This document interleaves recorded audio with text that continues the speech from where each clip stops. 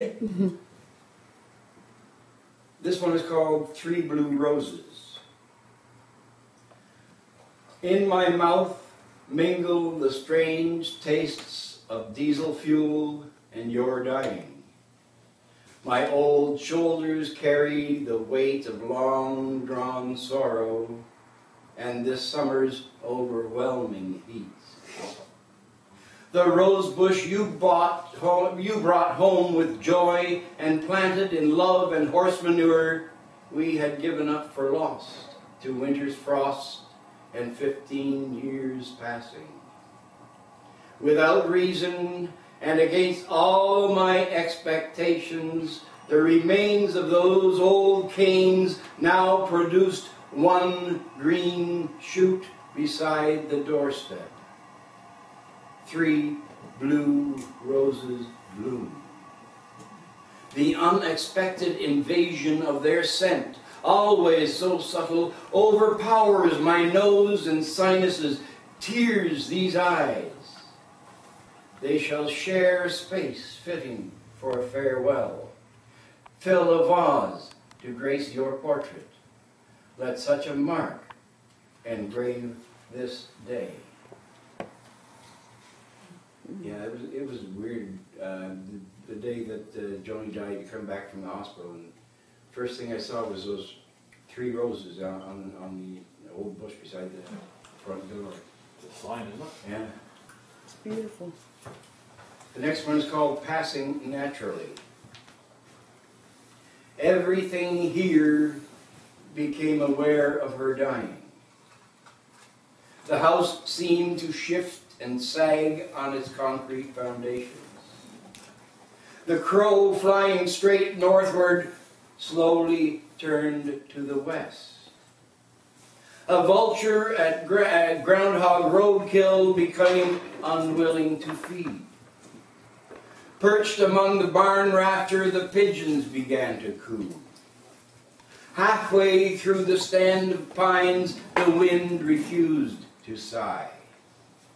This one time the sun could not sparkle on the creek's flow. The grazing cattle moved to gather at the pasture gate. So far-reaching was the influence of her passing.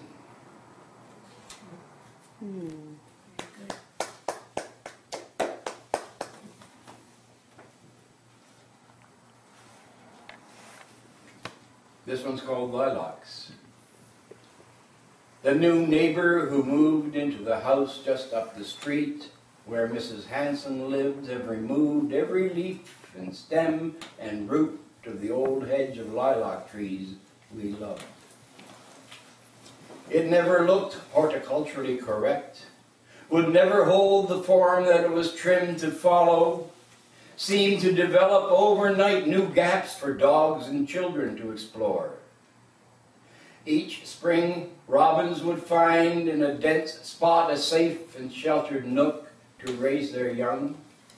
And every spring you fell in love again, not with those violet florets, but their scent. While the lilacs bloomed, they belonged to everyone. They found their way onto mantels, kitchen tables, and beside hospital beds. Their unique fragrance could make even passing strangers stop and breathe. The new neighbors who moved into the house have removed every leaf and stem and root. All is gone now. The ragged lilac hedge, the nesting robins, the scent of spring, you.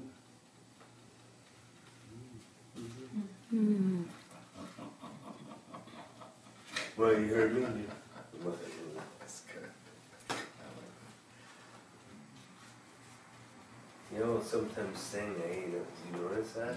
The scent of spring. Oh, I bet you could. I want to read one You love it so much. that I wrote for my father. You probably have the instinct. Oh, yes. It's called Chosen People.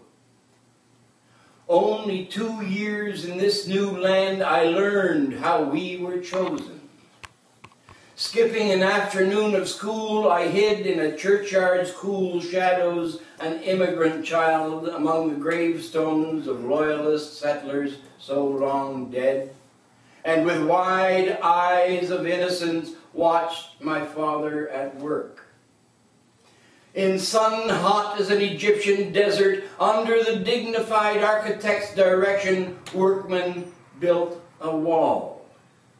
The high line of red brick was urged upward by hand and trowel, levels and taut lines of twine. Shouts of the bricklayers rang like bells through my churchyard sanctuary. My father, shirtless, with sweat running like small streams in the dry dust, layered like desert sand on his back, loaded bricks on a wooden frame. When a builder called, he carried the load aloft up a ladder, a three-legged mule sent scrambling on the cliff's steepest trail. Or when one called for mortar, he filled the bucket, hung it from a pulley, and with the practiced grace of the bell ringer at a cathedral carillon, he'd send the bucket skyward and spill no drop. He stood always tall, always alert to every craftsman's call.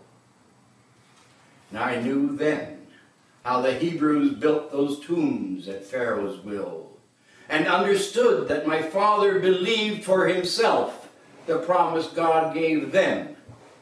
This shall not last. The future will belong to your children and their children's children, for you are chosen. And everywhere children's voices ring among brick walls. Nice. Beautiful.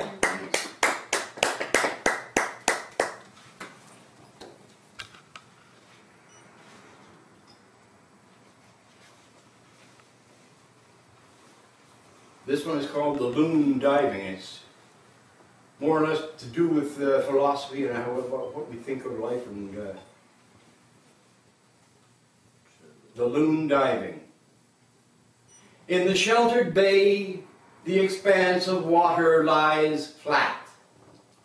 The surface perfectly reflects what is above, affords no indication of what lies below. The swimming loon leaves no ripple. With silent suddenness, the loon is gone into a space of water and the waving of long green weeds.